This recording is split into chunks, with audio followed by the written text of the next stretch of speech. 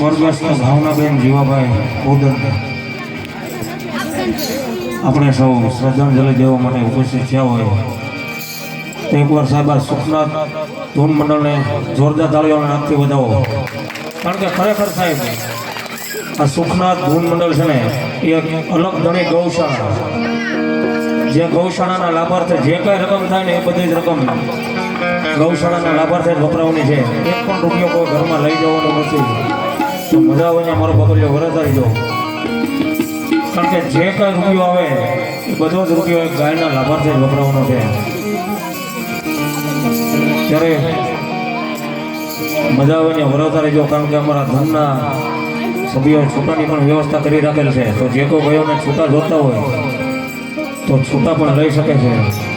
અને બધાને ખાસ ખાસ નમ્ર વિનંતી કે જે કોઈને ધૂન આવડતું હોય તો મારી પાછળ જોડજો, અથવા તો બે હાથે તાળીનો નાદ આપજો. એટલે અમને ગાવાની પણ મજા આવે અને કરતાલ વગાડવાની પણ મજા આવે. ત્યારે